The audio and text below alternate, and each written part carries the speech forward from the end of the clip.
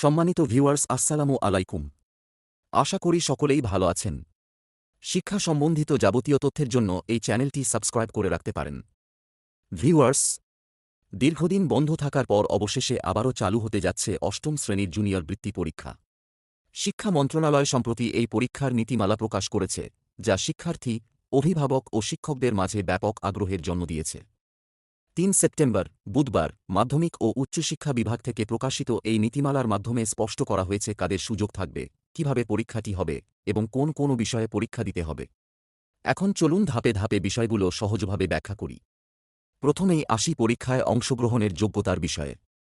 নীতিমালা অনুযায়ী অষ্টম শ্রেণীতে অধ্যয়নরত শিক্ষার্থীদের মধ্যে সর্বোচ্চ ২৫% শিক্ষার্থী এই পরীক্ষায় অংশ নেওয়ার সুযোগ পাবে। তবে এই নির্বাচনের ভিত্তি হবে সপ্তম শ্রেণীর সব প্রান্তিক পরীক্ষার সামষ্টিক ফলাফল।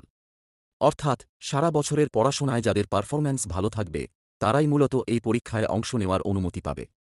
যদিও এ সংখ্যাটি নির্ধারণ করে দেওয়া হয়েছে, তবুও জাতীয় স্টিয়ারিং কমিটি চাইলে ভবিষ্যতে প্রয়োজন অনুযায়ী এ সংখ্যা বাড়াতে বা কমাতে পারবে। এবার আসি বৃত্তির ধরন নিয়ে আলোচনায়। মূলত শিক্ষার্থীরা দুই ধরনের বৃত্তি পাবে, একটি হল ট্যালেন্ট পুল বৃত্তি এবং অন্যটি সাধারণ বৃত্তি। পরীক্ষার প্রশ্ন হবে মোট ৪০০ নম্বরের ওপর ভিত্তি করে। বিষয়গুলো হল বাংলা ১০০, ইংরেজি ১০০, গণিত ১০০, বিজ্ঞান ৫০ এবং বাংলাদেশ ও বিশ্ব পরিচয় ৫০। প্রতিটি পরীক্ষার সময় নির্ধারিত থাকবে ৩ ঘণ্টা। আর যারা বিশেষ চাহিদাসম্পন্ন শিক্ষার্থী, তাদের জন্য অতিরিক্ত ৩০ মিনিট সময় বরাদ্দ করা হবে। এভাবে নিশ্চিত করা হচ্ছে যেন কোনো শিক্ষার্থী তার বিশেষ পরিস্থিতির কারণে পিছিয়ে না পড়ে। প্রশ্নের কাঠামো তৈরি হবে জাতীয় শিক্ষাক্রম ও পাঠ্যপুস্তক বোর্ডের এনসিটিবি অষ্টম শ্রেণীর পাঠ্যসূচি অনুযায়ী। গুরুত্বপূর্ণ আরেকটি দিক হল বৃত্তির ক্ষেত্রে লিঙ্গ সমতা বজায় রাখা।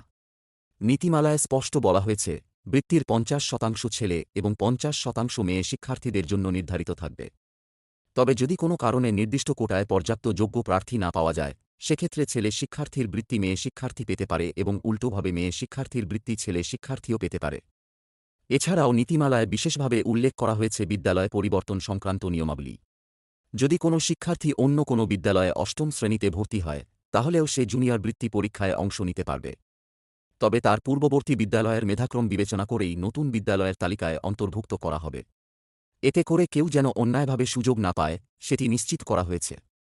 সবশেষে অনিয়ম রোধের বিষয়টিও স্পষ্টভাবে উল্লেখ করা হয়েছে। যদি কোনো বিদ্যালয় বহিরাগত শিক্ষার্থীকে পরীক্ষায় অংশ নেওয়ার সুযোগ দেয় এবং অভিযোগ প্রমাণিত হয়, তাহলে সেই বিদ্যালয়ের প্রধান শিক্ষকের বিরুদ্ধে বিভাগীয় ব্যবস্থা নেওয়া হবে।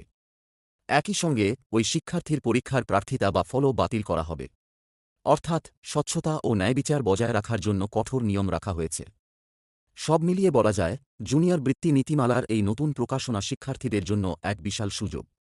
এটি শুধু শিক্ষার্থীদের মেধা যাচাইয়ের একটি প্ল্যাটফর্ম নয়, বরং তাদের ভবিষ্যতের জন্য একটি উৎসাহব্যঞ্জক পদক্ষেপও বটে। এখন শিক্ষার্থীরা আরও বেশি অনুপ্রাণিত হয়ে পড়াশোনা করবে, আর অভিভাবকেরাও নিশ্চিন্ত হবেন যে তাদের সন্তানরা একটি সুষ্ঠু ও ন্যায্য প্রক্রিয়ার মধ্য দিয়ে নিজেদের দক্ষতা প্রমাণ করার সুযোগ পাচ্ছে। সম্মানিত ভিউয়ার্স, আজকের ভিডিওটি এ পর্যন্তই।